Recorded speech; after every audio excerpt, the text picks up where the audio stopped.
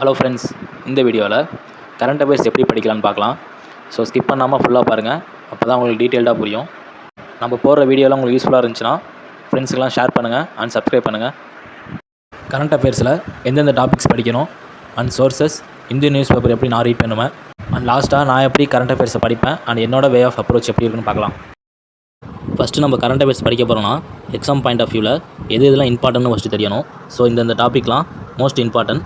இதை பேஸ் பண்ணி தான் நம்ம எக்ஸாம்ஸ்லையும் கேட்பாங்க. இதை நோட் பண்ணிக்கோங்க. எந்த டாபிக் ஃபஸ்ட்டு படிக்கணும், செகண்ட் படிக்கணும், ப்ரியாரிட்டி வைஸ் கொடுத்துருக்கேன் 1, 2, 3ன்னு, அதை நோட் பண்ணிக்கோங்க. நெக்ஸ்ட்டு நியூஸ் பேப்பர் நான் எப்படி படிப்பேன்னு சொல்கிறேன். நான் டெய்லியெலாம் நியூஸ் பேப்பர் படிக்க மாட்டேன். லைப்ரரி எப்போ போகிறனோ அப்போ 30 மினிட்ஸ் படிப்பேன். நியூஸ் பேப்பர் ரீடிங்கை ஒரு ஹேபிட்டாக கொண்டு வந்தால் நிறையா பெனிஃபிட்ஸ் இருக்குது. இங்கிலீஷ் சப்ஜெக்ட்டுக்கும் சரி, ஜிஎஸ்ஸுக்கும் சரி. இப்போ எக்ஸாம் பாயிண்ட் ஆஃப் வியூவில் இந்து நியூஸ் பேப்பரை எப்படி ரீட் பண்ணலான்னு சொல்கிறேன். ஆல்ரெடி எந்த டாபிக்ஸ் இம்பார்ட்டன்ட் கொடுக்கணும்னு ப்ரீவியஸ் ஸ்லைடில் சொல்லியிருக்கேன், அதை நோட் பண்ணிக்கோங்க. அதை பேஸ் பண்ணி தான் இந்த நியூஸ் பேப்பரில் நம்ம படிக்க போகிறோம்.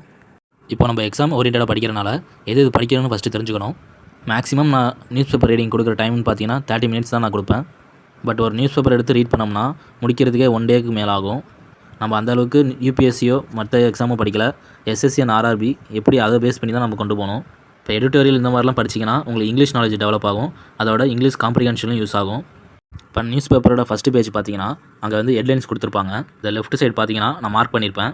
அதில் என்னென்ன இம்பார்ட்டன்ட் ஹெட்லைன்ஸ் மட்டும் ரீட் பண்ணிப்பேன். தென் நம்மளுக்கு எது கரண்ட் அஃபேர்ஸ் யூஸ் ஆகுமோ அதை படிக்க ஸ்டார்ட் பண்ணிடுவேன். எனக்கு ஸ்போர்ட்ஸ் பிடிக்கும், அதனால் ஸ்ட்ரைட்டாக ஸ்போர்ட்ஸ் பேஜுக்கு போயிடுவேன். இப்போ இதில் மார்க் பண்ணியிருக்கிறது பார்த்தீங்கன்னா ரீசெண்டாக நடந்த ஸ்போர்ட்ஸ் நியூஸ் தான் அது. இது இன்னும் நியூஸ் பேப்பர். இது நான் ஜஸ்ட் ரீட் மட்டும் தான் பண்ணுவேன், மனப்பாடம்லாம் பண்ண மாட்டேன். இப்போ நடந்த காமன்வெல்த் கேம்ஸை பற்றி சொல்லியிருக்காங்க. அதில் உள்ள பிளேயர்ஸ், கோல்டு மெடல் வின்னர்ஸ் இந்த மாதிரி கொடுத்துருக்காங்க. நெக்ஸ்ட்டு செஸ் பிளேயர் ஹம்பி இவங்களை பற்றி சொல்லியிருக்காங்க. இதை ஜஸ்ட் ரீட் பண்ணும்போது உங்களுக்கு அதுலேருந்து ஒரு நாலேஜ் கெயின் ஆகும். இந்த மாதிரி தான் ஜஸ்ட் ரீட் மட்டும் தான் நான் பண்ணுவேன். இங்கே கொடுத்துருக்க 4 பேருமே இம்பார்ட்டன்ட். காமன்வெல்த் கேம்ஸில் கோல்டு வின் பண்ணவங்க, அப்புறம் பேராலிம்பிக்ஸ் பிரசிடென்ட் நேமும் கொடுத்துருக்காங்க. Next chess player Humpy 2024 Olympiad செஸ்ஸில் கோல்டு மெடல் வின் பண்ணதை பற்றி சொல்லியிருக்காங்க. அதை ரீட் பண்ணிட்டேன். அந்த லைனில் எங்கே நடந்திருக்கு, எந்த இயர்னு கொடுத்துருக்காங்க, அதை நோட் பண்ணிக்கிட்டேன். நெக்ஸ்ட்டு நீரஜ் சோப்ரா பற்றி கொடுத்துருக்காங்க, ஜாவலின் த்ரோ, அதை ரீட் பண்ணிக்கிட்டேன். சைடில் அப்புறம் கொஞ்சம் கீழெலாம் மற்ற ஸ்போர்ட்ஸை பற்றி கொடுத்துருப்பாங்க. அந்த அளவுக்கு நம்மளுக்கு அது இம்பார்ட்டன்ட் கிடையாது. மற்ற ஸ்போர்ட்ஸ் மீன்ஸ் இந்த ஃபுட்பால், ப்ரீமியர் லீக் இதை மாதிரி கொடுத்துருப்பாங்க. அதுக்கப்புறம் பார்த்தீங்கன்னா டாக்கா, ஷேக் ஹசீனா அவங்கள பற்றி கொடுத்துருக்காங்க. பிகாஸ் பங்களாதேஷ் பக்கத்தில் உள்ள நாடுனால அதை ரீட் பண்ணிக்கிட்டேன். ஹெட்லைன் மட்டும் ரீட் பண்ணுவேன். இதே மாதிரி தான் மற்ற வேர்ல்டு நியூஸ், மற்ற இன்டர்நேஷ்னல் நியூஸ் இதெல்லாம் ஹெட்லைன்ஸ் மட்டும் நான் படிச்சுப்பேன். உள்ளே டீப்பாலாம் படிக்க மாட்டேன். ஹெட்லைன்ஸ் மட்டும் என்னென்ன இருக்குது, என்னென்ன கொடுத்துருக்காங்க மட்டும் படிச்சிருப்பேன். இப்படி தான் நான் நியூஸ் பேப்பர் ரீட் பண்ணுவேன். ஃபுல் டீட்டெயிலெலாம் படிக்க மாட்டேன். ஹெட்லைன் என்ன இருக்குன்னு மட்டும் படிச்சுட்டு ஒரு 30 நிமிஷம் அவ்வளோதான், அந்த மாதிரி தான் படிப்பேன். இந்த எல்லோ கலரில் நோட் பண்ணியிருக்கத அந்த மாதிரி தான் ஹெட்லைன்ஸை படிப்பேன் நான். தென் இங்கிலீஷுக்குன்னு பார்த்தீங்கன்னா இங்கிலீஷ் எடிட்டோரியல் பேஜஸ் இருக்கும், அதை ரீட் பண்ணுவேன். சப்போஸ் யாரும் நீங்கள் பிகினர்ஸ் இந்த வீடியோ பார்த்துட்டு இருந்தீங்கன்னா நீங்கள் ஃபஸ்ட்டு இந்த இங்கிலீஷ் எடிட்டோரியல் நியூஸ் பேப்பரை ரீட் பண்ணுங்கள். அப்படி இல்லைனா ஸ்போர்ட்ஸ் பேஜ் எடுத்து ரீட் பண்ணுங்கள். அதுக்கப்புறம் இது ஒரு 1 மந்த்துக்கு ஃபாலோ பண்ணுங்கள். அதுக்கப்புறம் நீங்கள் இங்கிலீஷ் மதியம் அந்த மாதிரி பிடிஎஃப்ஸ் எடுத்து எடிட்டோரியல் ப்ராக்டிஸ் பண்ணுங்கள். பிகாஸ் நீங்கள் எடுத்தோன்னே இங்கிலீஷ் மதியம் இல்லைனா வேறு எதுவும் எடிட்டோரியல் படிக்கும்போது கொஞ்சம் டிஃபிகல்ட்டாக ஃபீல் ஆகிடும். ஸோ அதனால தான் இந்த மாதிரி போக சொல்கிறேன். நெக்ஸ்ட்டு பார்க்க போகிறது சோர்சஸ். நிறைய சோர்சஸ் இருக்குது. பட் நான் என்னோடய சோர்சஸ் லிமிட்டடாக தான் வச்சுப்பேன். நான் ஃபாலோ பண்ணுறதுன்னு பார்த்தீங்கன்னா இண்டோலோகஸ், அந்த சேனல் தான் நான் ஃபாலோ பண்ணிகிட்ருக்கேன். கரண்ட் அஃபேர்ஸ் படிக்கிறவங்கன்னு பார்த்தீங்கன்னா 2 விதமாக படிப்பாங்க. சில பேர் மந்த்லி வைஸ் அந்த மாதிரி படிப்பாங்க. சில பேர் டாபிக் வைஸ் படிப்பாங்க. நான் எப்படி படிப்பேன்னா டாபிக் வைஸ் தான் படிப்பேன். அது எனக்கு கொஞ்சம் ஈஸியாக இருக்க மாதிரி பெட்டராக ஃபீல் ஆகுது. ஸோ அதனால் நான் அப்படி ஃபாலோ பண்ணிகிட்ருக்கேன். ஃபஸ்ட்டு சோர்ஸ் இண்டோலோகஸ். செகண்ட் சோர்ஸ்னு பார்த்தீங்கன்னா பரிச்சம் கிளாஸஸ் அப்படின்னு ஒரு சேனல், ஹிந்தி சேனல் தான். இது ரெண்டுமே பிடிஎஃப் குரூப்ஸில் இருக்குது, வேணால் டவுன்லோட் பண்ணிக்கோங்க. இண்டோலோகஸை கம்பேர் பண்ணும்போது பரிச்சம் கிளாஸஸ் கொஞ்சம் டீட்டெயில்டாகவே இருக்கும் நிறையா. நான் கொடுத்துருக்க அந்த 3 சேனலுமே டாபிக் வைஸ் கிளாஸஸ் நடத்தியிருக்காங்க, மந்த்லி வைஸும் நடத்தியிருக்காங்க.